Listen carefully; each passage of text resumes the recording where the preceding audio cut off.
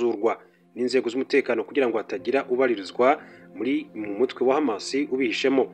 Abazimurirwa muri Rafah ntibazaba bafite uburenganzira bwo gusubira mu bindi bice bya Gaza.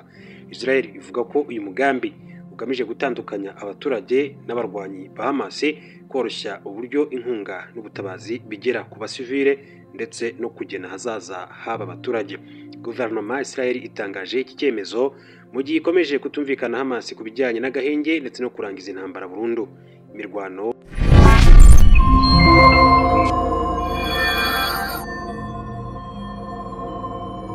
nongere mbasuze ari nako mbifuriza kugira ibihe byiza mwebwe mukomeje kudukurikira, mukomeje kubana natwe muri gahunda z'amakuru ndetse ni ibiganiro bitandukanye bikomeje kugenda bigarukwaho muri rusange.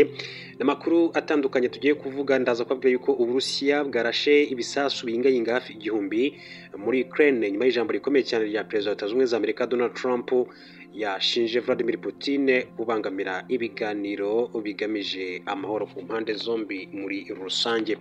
Urubanza rwa Costa Mutamba uyoboze ari ministre w'intebe w'ubutabera muri Repubulika Iharanira Demokarasi ya Kongo rukaba rwamaze gusubikwa ndetse rwimurirwa undi munsi, gusa ruzakomeza muri uko kwezi kwa karindwi.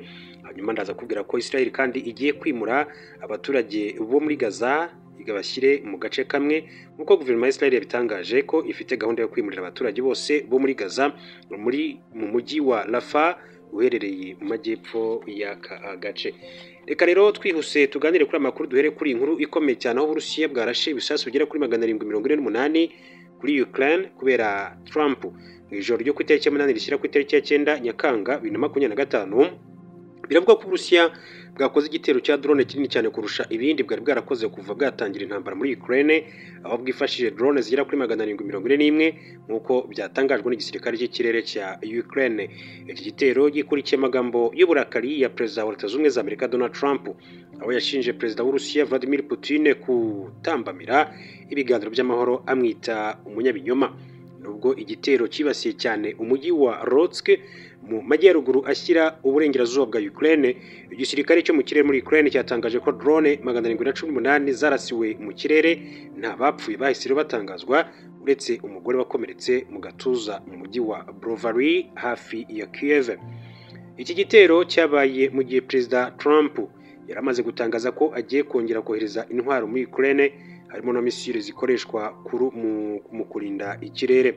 Hanyuma Trump yagize ati tugiye kongera kohereza intwaro muri Ukraine, bagomba kwirwanaho, bari gukubitwa cyane. Pentagon yahise itangaza ko Perezida Trump yahaye amabwiriza Minisiteri y'Ingabo yo kongera gutanga intwaro z'ubwirinzi ku buryo Ukraine ishobora kurinda abaturage bayo. Perezida Volodymyr Zelensky wa Ukraine yavuze ko iki gitero ari ikimenyetso kigaragaza uko Uburusiya budashaka amahoro, asaba abaterankunga gukomeza gushyira igitutu kuri Moscow kugira ngo ihagarike intambara.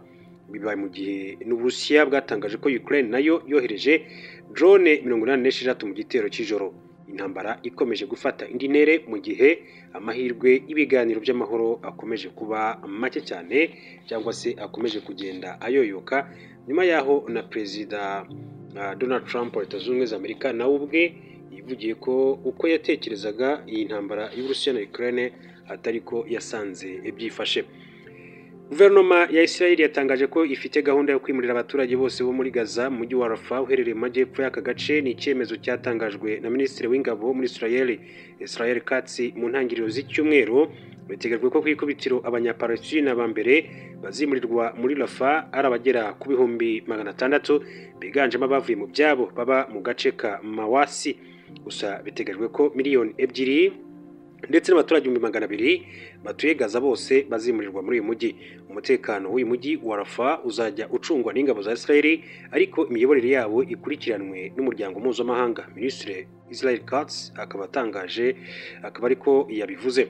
Minisitiri Israel Katz yakomeje avuga ko mbere yo kwimurirwa muri aka gace, abanyapalestine bose bazabanza kugenzurwa n'inzego z'umutekano kugira ngo hatagira ubaririzwa mu mutwe wa Hamas ubihishemo. Abazimurirwa muri Rafah ntibazaba bafite uburenganzira bwo gusubira mu bindi bice bya Gaza. Israel ivuga ko uyu mugambi ugamije gutandukanya abaturage n'abarwanyi ba Hamas, koroshya uburyo inkunga n'ubutabazi bigera ku basivile ndetse no kugena hazaza haba abaturage. guverinoma ya Israel itangaje iki cyemezo mu gihe ikomeje kutumvikana Hamas ku bijyanye n'agahenge ndetse no kurangiza intambara burundu. Imirwano ihanganishije Israel na Hamas yatangiye mu Kwakira 2023 ubwo abarwanyi b'uyu mutwe bateraga iki gihugu bakica abaturage abandi bagashimutwa. Iyi ntambara muri rusange yaguyemo abarenga 57,000 kugeza ubu. Hamas iracyafite kandi imfungwa z'abanya-Israel zibarirwa muri 50.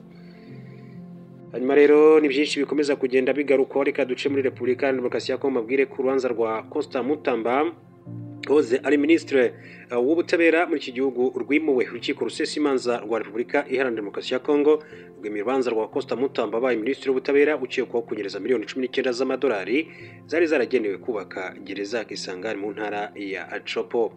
Abacamanza, abashinjacyaha n'abanyamategeko ba Constant Mutamba bageze mu rukiko mbere ya saa 3 n'igice, ukuvuga saa 4 n'igice z'i Kigali z'igitondo cyo kuri uyu wa 9 Nyakanga 2025, kuko aribwo byari biteganyijwe ko urubanza rutangira. Ubwo abacamanza babazaga abanyamategeko ba Constant Mutamba impamvu atagaragara mu cyumba cy'iburanisha, basubije ko ntayo bazi kuko ntacyo yababwiye. Nyuma y'iminota 50 abacamanza batangiye ibikorwa bibanziriza urubanza nyirizina. Constant Mutamba yageze mu rukiko asobanura ko yakerejwe n'akavuyo k'ibinyabiziga byari mu muhanda. Ati mbere na mbere ndagira ngo nsabe imbabazi, navuye mu rugo saa 2:30 mpera mu binyabiziga byinshi, niyo mpamvu rero ntabonetse. Nyuma yo gusaba imbabazi, Constant Mutamba yatanze imyirondoro ye irimo imirimo akora, aho atuye ndetse n'ababyeyi be, abona guha umwanya abanyamategeko be kugira ngo batange icyifuzo.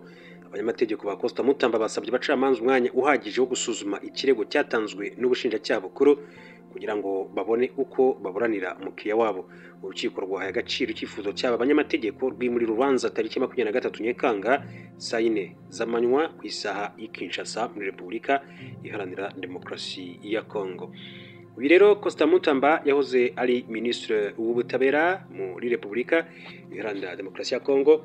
Baramwibuka ubwo yasuraga gereza ya Munzenze akavuga amagambo akomeye cyane, harimo naho yibasiye igihugu cy'u Rwanda, by'umwihariko umukuru w'igihugu cy'u Rwanda Perezida Paul Kagame. Ati nabemukira u Rwanda ngo bimugwe amahoro. Akaba rero ari ibyo ngibyo. Amerika, uyu mugabo yitiriye Marco Rubio yandikira ba ministre b'ibihugu by'amahanga.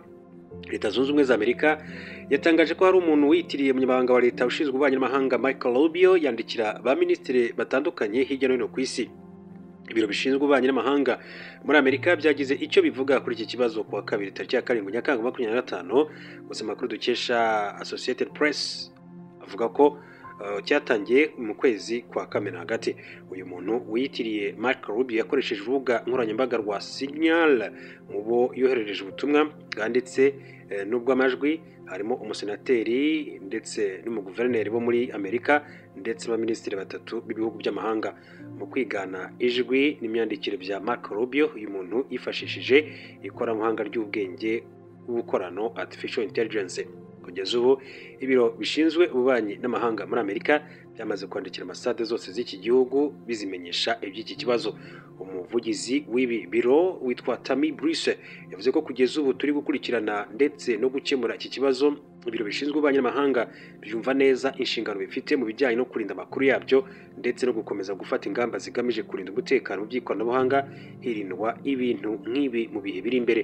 Ibintu nk'ibi byaherukaga muri Gicurasi 2025 aho umuntu utaramenyekana yinjiye mu ikoranabuhanga rya telefone ya White House yiganijwe ry'umuyobozi w'ibi biro bya perezida witwa Susie Wiles, atangira guhamagara abantu batandukanye hirya no hino ku isi. Akaba rero ari ibyo bikomeza kugenda bivugwa. Reka duce muri Sudani mbabwire ko Perezida Salva Kiir yirukanye umugaba mukuru w'ingabo nyuma y'amezi 7 amushyizeho. Perezida wa Sudani Salva Kiir yirukanye General Paul Nang Majok wari umaze amezi 7 ari umugaba mukuru w'ingabo z'iki gihugu. Icyemezo cyo kwambura inshingano General Paul Nang Majok cyatangajwe mu ntangiriro z'iki cyumweru, yasimbujwe General Dawu Artijonga. Itangazo ryashyizwe hanze ntirisobanura impamvu General Paul Nang Majok yambuwe inshingano. Umuvugizi w'ingabo za Sudani y'Epfo Ruri Ruwaikowang yavuze ko hari umuco maze igihe uhari ko iyo wahawe akazi ntihavugwa impamvu, niyo wirukanywe ntihavugwa impamvu, ati ni ibintu bisanzwe. Mu Ukuboza 2024 nibwo General Paul Nang Majok yagizwe umugaba mukuru w'ingabo muri Sudani y'Epfo, yayoboye abasirikare mu bihe bikomeye bitewe n'intambara iri hagati y'ingabo za leta n'umutwe wa White Army.